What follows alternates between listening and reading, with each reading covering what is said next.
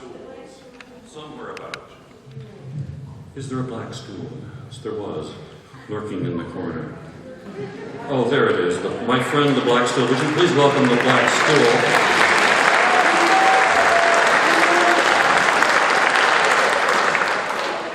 A humble and obedient, if somewhat repressed and angry piece of furniture. We have heard a remarkable, sort of a dazzling and almost bewildering variety of stories tonight. The last night when we told stories together, it seemed as if almost all the stories we told were almost part of the same story arc. They were like different chapters in the same story. And tonight has definitely been like channel surfing. I don't want that one to go over there. But we certainly have gotten a wonderful glimpse into the diversity in the world of storytelling. And I thought in that spirit, I wanted to add further to the diversity of the tale by telling you a little bit about the Intergalactic Storytelling Festival in Roswell, New Mexico. 2 million Americans have been abducted by aliens. 2 million Americans have been abducted by aliens, according to the latest statistics. I was sitting on my barn roof in Maine in 1972 watching the moon rise, what I took to be the moon rising, but it was rising about 15 minutes earlier than it was scheduled to rise, which should have been a tip-off. And it got larger and larger as it got higher and higher in the sky until it was directly overhead. And I was looking up from the barn roof, holding onto the old cow weather vane there, and then it got bigger and bigger and bigger and bigger, and I realized it was something coming down on top of me, and all of a sudden this intense ray of darkness, a darkness so dark that it was as brilliant in its darkness as the most brilliant light would be full of light, and it sucked me up inside this strange green circular room with a dome over the top, and there was kind of a fence around the outside of this circular area where I was imprisoned, and there were these creatures, these sort of one-eyed, sort of worm-like creatures all around the periphery, kind of a low fence keeping them in. Every once in a while one of them would touch the little fence and would go like that, and they would jump back. And there was one little group that I could tell was a school group, because some of the squiggly little things were smaller, and they were going, and there was a big one going, and then this one big squiggly kind of Cyclopsian thing came squiggling into the middle of the, I could tell it was the sort of chief creature, the chief Cyclops, and settled down, and we were sitting in kind of like beanbag kind of chairs, and he started telling me his story. And isn't that what we all want? Just for someone to hear our story. And being multilingual as he is, Cyclops told me what had happened to him, which in brief, because we're running kind of late here, what had happened. His home planet, Cyclopia, there was a really comical thermonuclear accident which occurred there. And after the comical thermonuclear accident, Pickles became transformed into enormous, throbbing, gigantic pickles with little appendages so they could self-propel, and they retreated to the swamplands, and at night they'd come out and inhale these Cyclopean people like giant vacuum cleaners. Now, what to do? That was the question, what to do, because Cyclopean population was being decimated, and Cyclops himself had heard that flamingos like to eat pickles, and he scanned around the universe and discovered there was a huge flamingo population on the planet Earth. In fact, that's actually the only place there are flamingos. And so he went through a time warp worm tunnel, came here, abducted about 100 flamingos, took them back to Cyclopia. The idea was that they would breed and control the pickles, that would restore kind of natural ecological balance to the planet that had been there before the thermonuclear accident. What he neglected to take into account, however, and this was his dreadful mistake, the pickles were nocturnal, and the flamingos were diurnal. And so, the flamingos never saw the pickles never saw the flamingos, and the flamingos, having no natural enemies on the planet Cyclopia, began to multiply because there was one Cyclopean food they could eat. It was the flying slug population that the flamingos found delicious, began ingesting these flying slugs until, as generation after generation of flamingos came and went, and there were no natural predators, nothing to attack them, the skies grew dim with this hideous clattering of pink wings until the sun and moon were completely dimmed out. But even worse, after that happened, which of course resulted in tremendous climate change, They had eaten up all the flying slugs and they fell dead to the surface of the Cyclopean planet. Now the whole surface of Cyclopia was 4.5 feet deep in dead flamingos. The Cyclopean people were furious. They ostracized the Sock, and he was forced to take him and his friends on an endless journey through space looking for a home. And I was trying to find somewhere where he could tell his story. I suggested that he start a storytelling festival so people would have to listen to his story. He picked Roswell, New Mexico as the place to go, and as you may know, at exactly the same time as the National Storytelling Festival in Jonesboro every year, in Roswell there's the Intergalactic Storytelling Festival, and life forms come from all over the universe to share their narrative traditions. It's a wonderful, wonderful, wonderful event. At the beginning of the festival, 1,243 life forms from different, actually, they call it the Intergalactic Storytelling Festival, but there's only 3 life forms from outside this galaxy. So it's a bit of a reach for the festival to claim that it's intergalactic. But it certainly is galactic. It's galactic. It's very, very galactic. When you think of how many billions of light years it is just across this galaxy, well, you know, you have to settle for something local, even if it wants to self-inflate into something. Well, never mind. So anyway, at the very beginning, and I know because I got to be the grand laser bearer for the festival 6 years ago. The grand laser bearer is they decide who is the best of all the life forms in the universe, probably the best single teller in the universe, and they were unanimous in picking me. So my job was to ignite the pinwheel of Babel, which begins the festival. It's like a big ground display of fireworks, just sparks flying off. And at that point, this very bizarre but wonderful introductory exercise occurs for all these life forms. And not all of them have spoken language. Some of them, like the giant pickles, there's just the rippling on their skin that has the narrative processes. The ripples go around and around and around. You follow them visually down very many different narrative processes. Nevertheless, every single teller, 1,243, telling stories, a 17-minute story they have to start off with, and they all tell at the same time.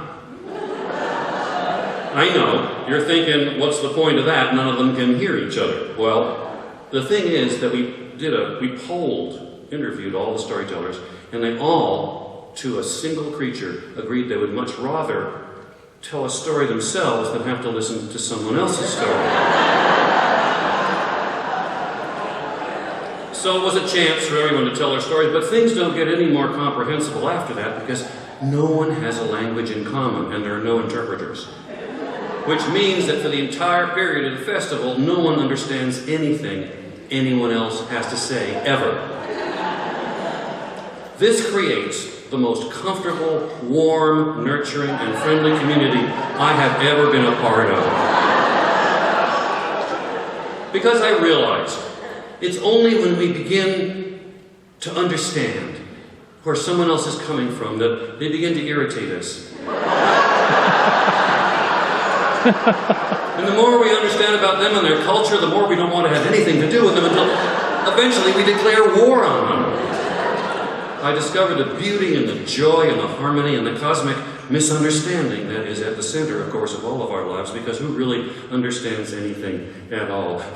The attendance was way down last year because people were afraid of being abducted, which, as I'm sure you understand, is a major fear. I went online, and there is a website called Stop Abductions, plural, stopabductions.com. And if you go to stopabductions.com, which then takes you to a neighboring website, you'll get instructions on how to make an alien-repelling helmet that you can wear. I swear. It takes about 4.5 hours, and the theory is that aliens cannot abduct you unless they can make telepathic contact with you. That's how it works, apparently. And so this helmet, which looks like a 1930s football helmet, sort of lined with mylar, it prevents the aliens' thought waves from reaching your brain. They can't abduct you. It takes about 4.5 hours to make, and there's a professor, can't remember his name, photos of him in different stages of making one of these alien-repelling helmets. And what I remember from the companion website are 2 important facts. First, the website says, while you are making the hat, try to finish the process as rapidly as possible, because while you are engaged in the process, you will attract the attention of the aliens who will try to prevent you from finishing your task. Now think about that for just a second. You're You're out in the garage, Harvey's out in the garage, and he's making his alien-repelling helmet. And after he's been working on it for about 2.5 hours, he might think, what am I doing? Sure sign the aliens have seized control of his brain, and are trying to prevent him from finishing. But my absolute favorite is, warning, spouses are especially adept at stirring up controversy regarding the wearing of the hat. So if you think about that for a second, you imagine that Maud and Harvey are about to go out to the party, and Harvey's got his alien-repelling hat. And Maud says, what are you going to wear that? Sure sign that she's been taken over by aliens. Sure sign. So it's best to make 2 helmets. They also say, and I like this very much, in case of really hot weather, you can put holes in your hat. So if you want to come, get a hat, put some holes in it, maybe cover them over temporarily in case it's cold. You wouldn't want to. So that's been, anyway, a real inspiration. In fact, actually, rather than just tell you about, I brought Cyclops, actually, with me here today to tell a quick story before another completely unconnected narrative that has nothing to do with any of the other narratives this evening will conclude our evening. This is Cyclops here, and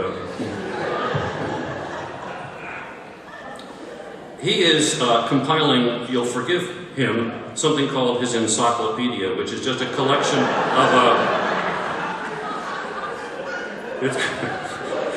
it's a collection of folktales translated into Cyclopean. And of course, they're completely incomprehensible. But when I tell these to young people and they don't understand them, I say this is really wonderful because you need to be exposed to stuff when you're young that you don't understand, because as you get older and older, you'll discover that you understand less and less and less about anything else. Good training. I don't know whether to tell you the name of the story, just have him tell it and have you figure out what it is, but I think I'll tell you what it is. It's his version of the Three Little Pigs. If it weren't for him, there wouldn't be an intergalactic festival. It's just like Becky here. He's the complete driving force behind it. And, I just can't imagine the festival without him. So, anyway. Billy chicken. Billy chicken. So, under the shroud, in his smile, wappel glimpse. In the big glimpse, shitty wappel trout. A waft KVE Nickel neck, necky neck. Sway, bubby woof, wubby wop. Look, I go like a woof, I go like a poof, I go like a poof. So, he eat woof, poof,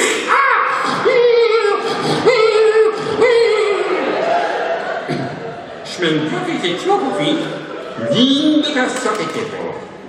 Au Waf KVI,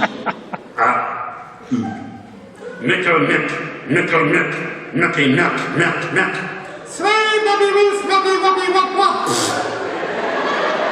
I go like a woof, I go like a poof, I go like a poof. So, he eat woof, poof,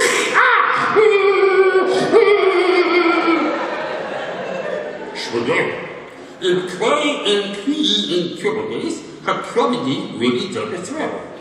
A waff taking Nickel neck, necky neck. Sway, bubby wop. I go like a woof, I go like a poof, I go like a poof.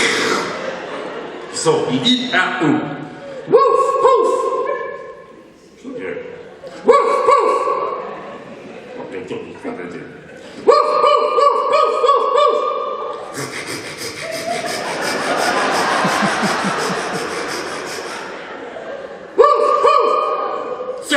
Tiens, give me that move.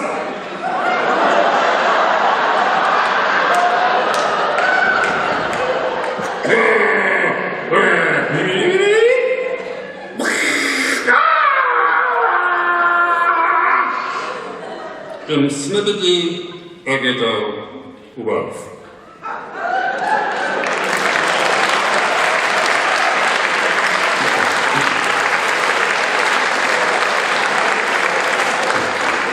Well, It's really fun. My favorite part of the festival is actually the workshops. My favorite one is Please Don't Tell Us Your Family Story. And then there's another one called,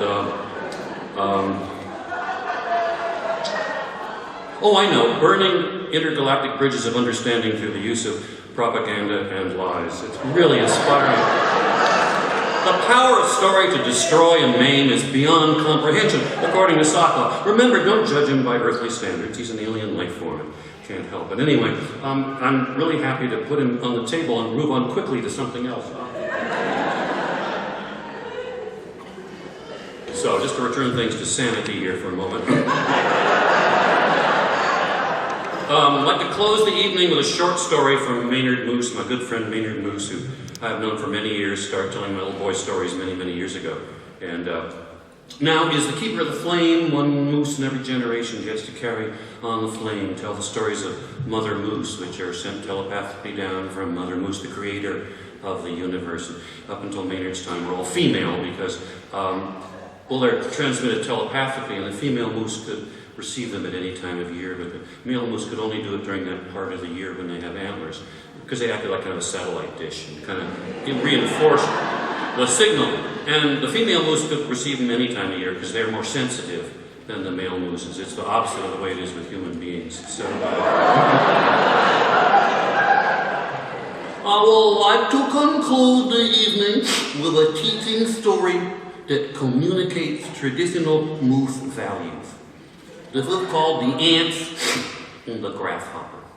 Once upon a time, there were a bunch of ants spend all their time 24/7 working and working to store up piles of stuff.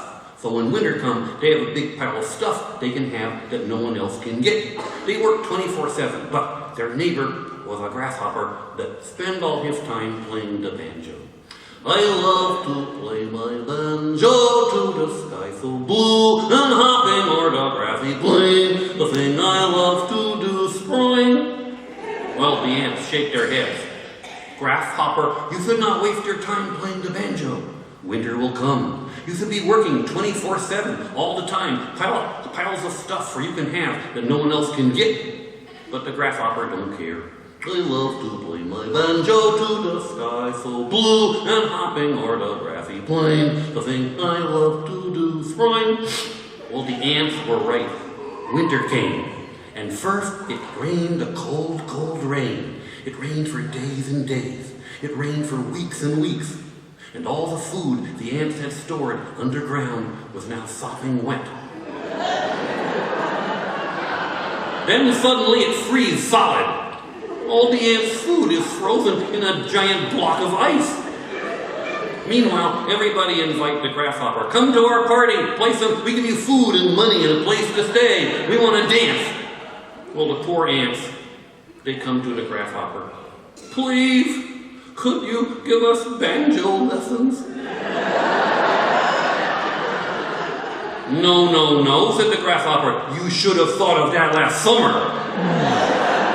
Waste your whole life working 24/7 to pile up heaps of stuff you can have and no one else can get. You should have at least learned to play the mountain dulcimer. Then you would always have food and money and a place to stay and live happily for never afterwards.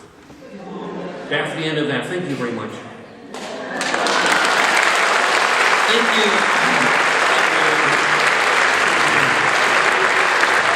So,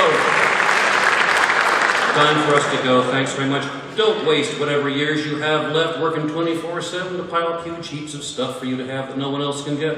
As Maynard said, at least learn to play a mandolin, and you'll always have friends and money and a place to stay. Thank you so much for coming. Thank you, Becky. Thanks, everybody. Bye-bye.